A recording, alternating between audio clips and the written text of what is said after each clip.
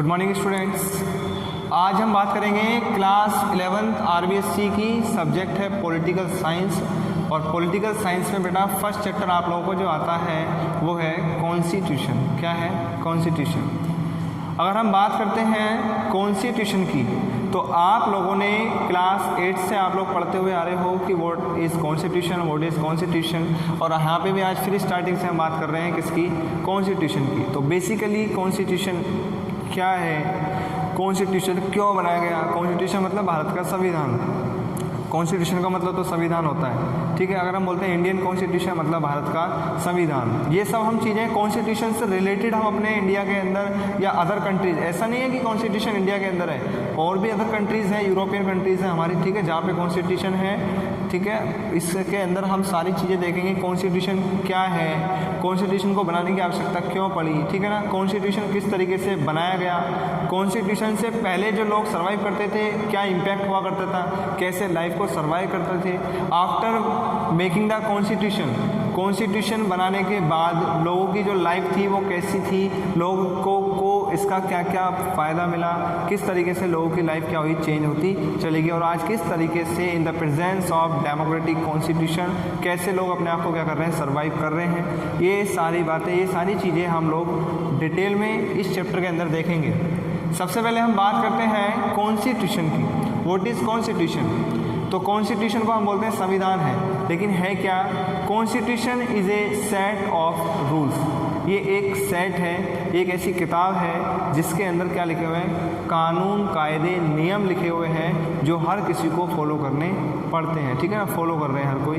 तो हम इसको सिंपल डेफिनेशन में क्या बोलेंगे कि constitution is a set of rules. Simple है। आपसे पूछा जाता है what is constitution? Set of rules. Constitution is a set of rules. Constitution क्या है? कॉन्स्टिट्यूशन एक सेट ऑफ रूल्स है जिसके अंदर हर चीज़ को लेके, कोई भी क्राइम है, कोई भी बात है, उसका हर चीज़ का समाधान है, उसके रिगार्डिंग कानून, कायदे, नियम, रूल्स एंड रेगुलेशंस लिखे हुए हैं। सेट ऑफ रूल्स, आप इसको ये भी बोल सकते हो set of rules and regulation, कि किस तरीके से किस चीज़ को क्या करना है, रेगुलेट करना है, वो सब इसके अंदर मेंशन है। तब इसको बनाया गया था कॉन्स्टिट्यूशन को। तो क्या होता है कॉन्स्टिट्यूशन? कि constitution is a set of rules and regulation. क्या है? रूल्स एंड रेगुलेशन का कॉन्स्टिट्यूशन क्या है? एक सेट है, ठीक है।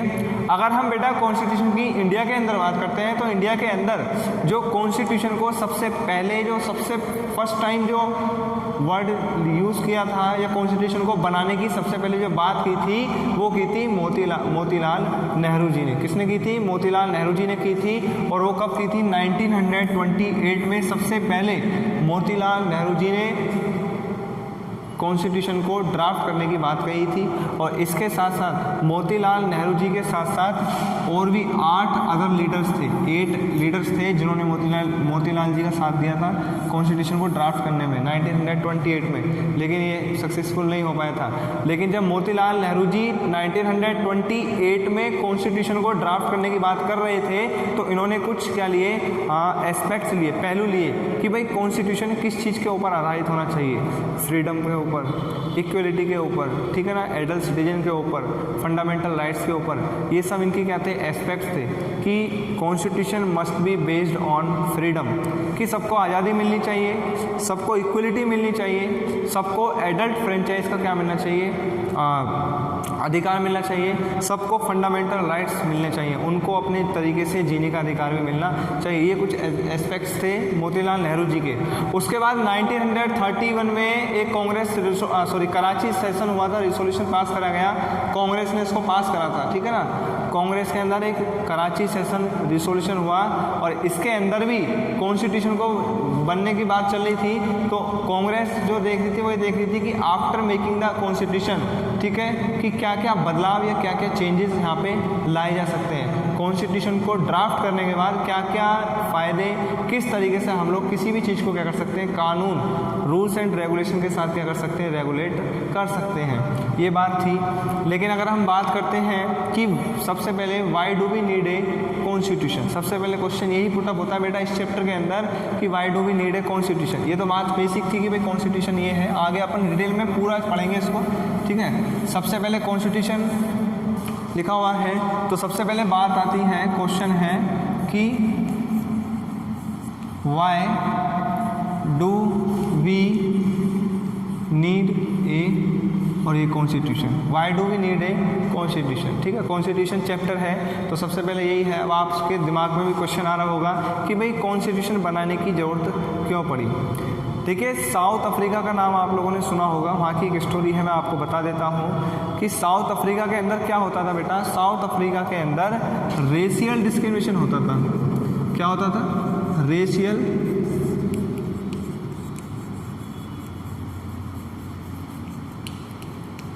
रेशियल डिस्क्रिमिनेशन होता था, काले गोरे का भेदभाव होता था। मैंने आप लोगों को बताया भी होगा 9th क्लास में जब मैंने पढ़ाया था आप लोगों को कि साउथ अफ्रीका के अंदर रेशियल डिस्क्रिमिनेशन होता था। ब्लैक नेटिव और वाइट्स जो पीपल्स थे वहाँ के, उनमें हर चीज़ को लेके क्या होता था, डिस्क्रिमिनेशन होता था, भेदभाव होता था, ठीक है ना।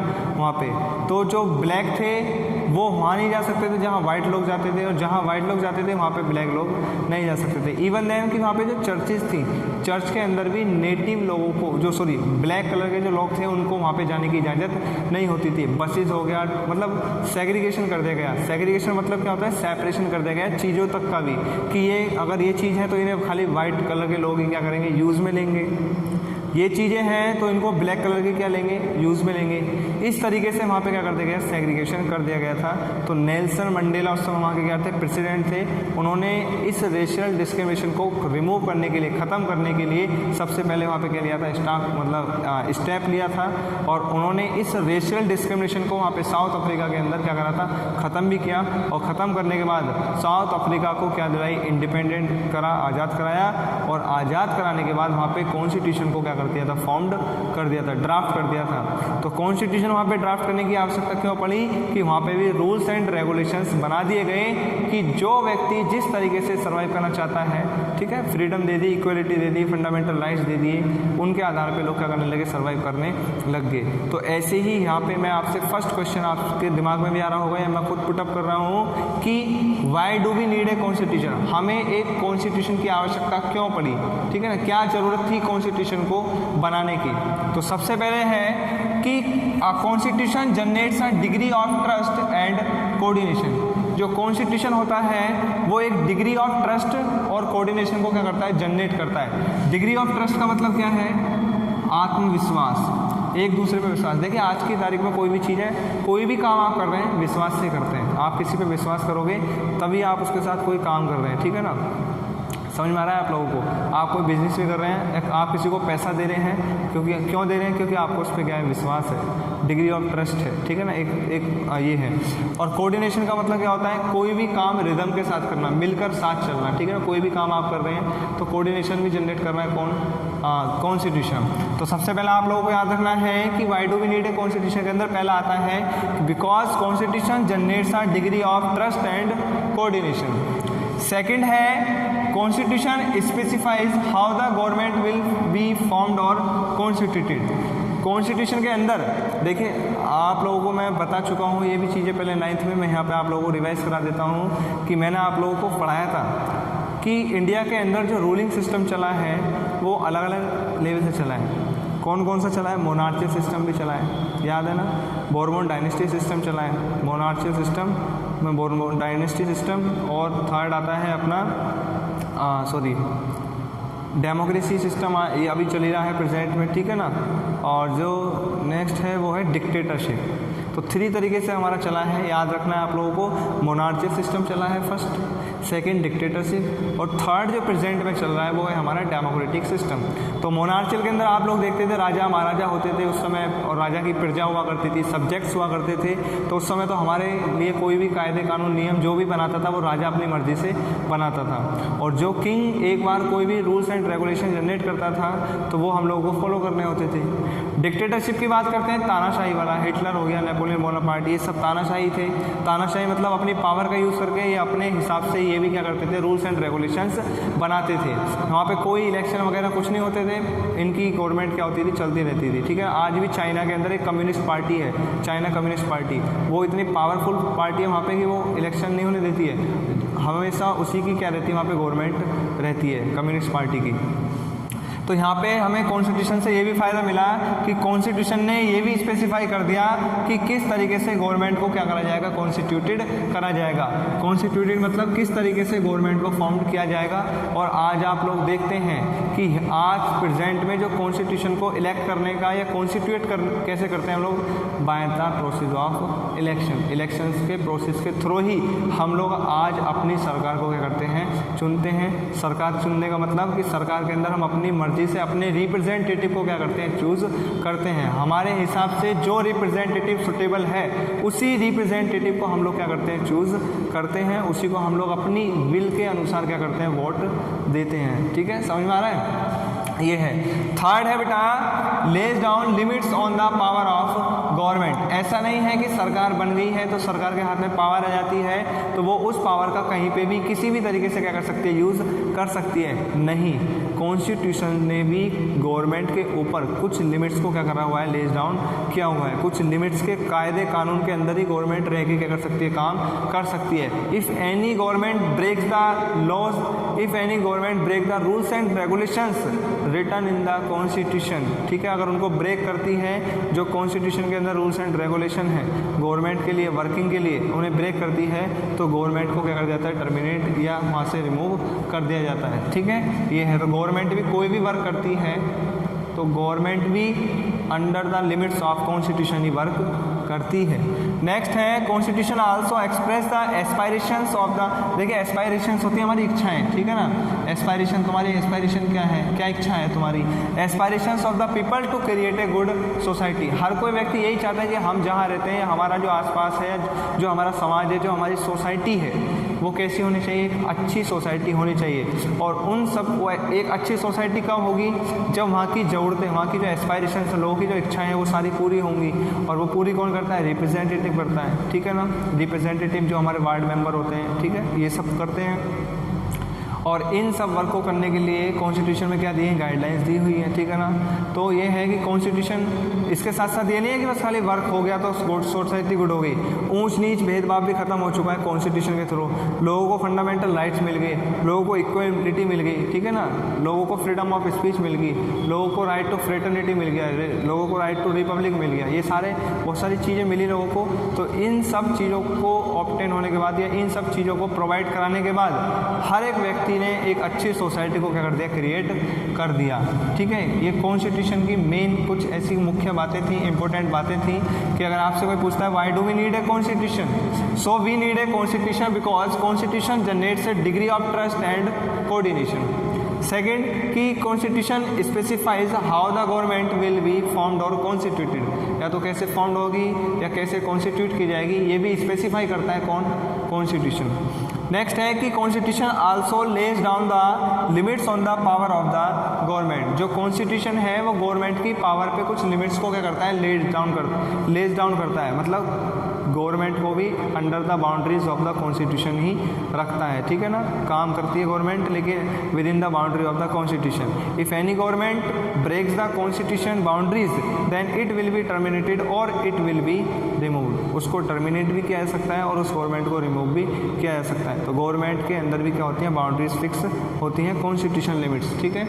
नेक्स्ट है बेटा, express the aspiration of the people to create a good society, ठीक है ना। लोगों को क्या करती है, लोगों की एक्सप्रेशंस को, लोगों की एस्पायरेशंस को एक्सप्रेस करती है जिससे लोग एक अच्छी सोसाइटी को क्या कर सकें, क्रिएट कर सकें। ये कुछ मुख्य बातें थी, इंपॉर्टेंट बातें थी कॉन्स्टिट्यूशन में। पहला कि why do we need a constitution. अगर मैं आपको थोड़ा सा और आगे चलते हैं इसमें,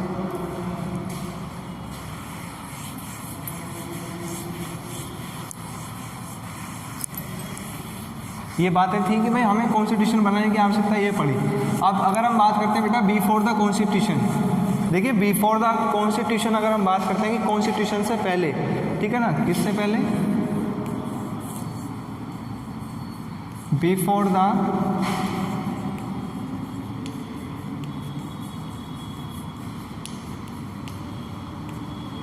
बिफोर द कॉन्स्टिट्यूशन अगर हम बात करते हैं, पहले जो सिस्टम चलता था वो चलता था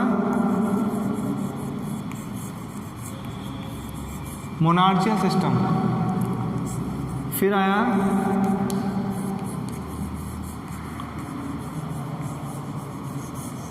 डिक्टेटरशिप, और फिर क्या आया हमारा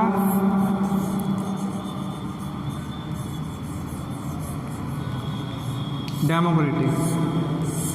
ठीक है, मोनार्चियल सिस्टम हम किसको बोलते हैं? किंग हुआ करती थी और क्या हुआ करते थे? क्वीन हुआ करती थी, राजा और रानी हुआ करते थे। वो शासन देखा है आप लोगों ने। और इस मोनार्चियल सिस्टम में जो किंग और क्वीन हुआ करते थे, उस समय जो लोग हुआ करते थे उनको क्या बोला करते थे हम लोग? सब्जेक्ट्स बोला करते थे। सब्जेक्ट्स का मतलब प्रजा। राजा होती थी और राजा के नीचे जो लोग होते थे वहाँ के उसके साम्राज्य के वो सारे लोग क्या होते थे? प्रजा बोलते थे कि ये हम राजा की क्या है? प्रजा है। तो उस समय हम लोग क्या होते थे? सब्जेक्ट्स हुआ करते थे। We don't have any identity, we don't have our own identity. हमें हमारे पास हमारी खुद की पहचान नहीं होती थी। किस समय? मोनार्चियल सिस्टम के दौरान। उसके बाद जो सिस्टम चला वो आया फिर कौन सा? डिक्टेटरशिप भी चलती थी। डिक्टेटरशिप में तानाशाही होती थी। तानाशाही जैसे सबसे फेमस एग्जाम्पल इसके अंदर आता है, जैसे हिटलर था जर्मनी के अंदर, ठीक है ना। हिटलर था, पावरफुल था, लोगों को विश्वास दिलाया मतलब कि लोगों से वादे करे। क्यों? क्या वादे करे? आप लोगों को पता है कि जर्मनी फर्स्ट वर्ल्ड वॉर में एंटर हुई थी तो हार भी गई थी। तो जर्मनी की जो इकोनॉमी थी वो फेल्ड हो चुकी थी, ख़त्म हो चुकी थी। तो जब हिटलर वहाँ पे आया तो हिटलर ने लोगों से प्रॉमिस किया कि मैं जर्मनी की इकोनॉमी को दोबारा से रीगेन करूँगा, दोबारा से रीइस्टेब्लिश करूँगा, जर्मनी को एक पावरफुल एम्पायर दोबारा से इस्टेब्लिश मैं करूँगा। ये हिटलर था। हिटलर ने लोगों से वादे करे और करते करते इस तरीके से पावर को इस्टेब्लिश कर लिया कि वहाँ पे वो पावरफुल हो गया।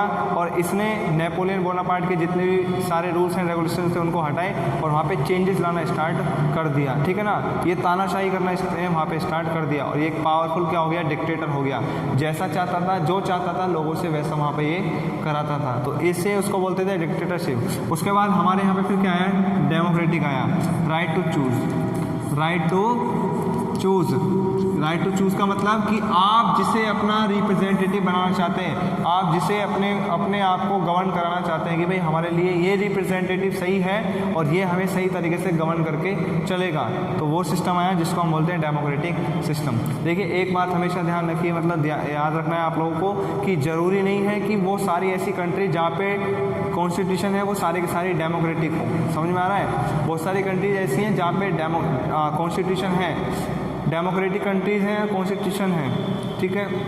सॉरी, दोबारा सुनिए क्या कह रहा हूँ मैं ये कहना चाह रहा हूँ कि ध्यान रखना है आप लोगों को कि ज़रूरी नहीं है वो ऐसी सारी की सारी कंट्रीज़ जहाँ पे कॉन्स्टिट्यूशन है वो डेमोक्रेटिक ही हों, ऐसा कुछ नहीं है। बहुत सारी कंट्रीज ऐसी भी हैं जहाँ पे कॉन्स्टिट्यूशन है लेकिन वो डेमोक्रेटिक नहीं है, और बहुत सारी कंट्रीज ऐसी हैं जहाँ पे डेमोक्रेसी है तो वहाँ पे कॉन्स्टिट्यूशन भी है, ठीक है ना। जहाँ पे कॉन्स्टिट्यूशन होगा तो ये मत समझना कि डेमोक्रेसी है।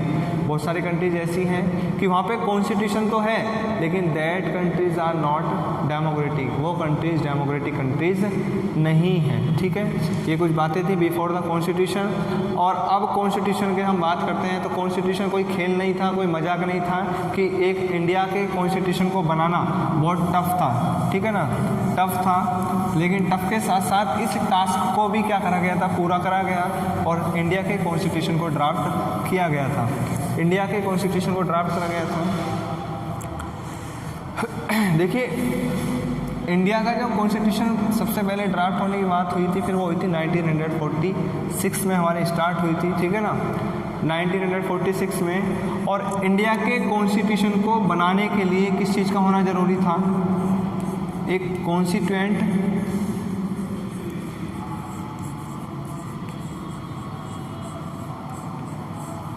कॉन्स्टिट्यूएंट असेंबली बनाई गई। एक कॉन्स्टिट्यूएंट असेंबली बनाई गई और इस कॉन्स्टिट्यूएंट असेंबली के अंदर क्या कराए गए? इलेक्शन कराए गए लोगों को इलेक्ट करने के लिए। और इसके अंदर जो इलेक्शन हुए उस इलेक्शन से उन लोगों को इलेक्ट करा गया विच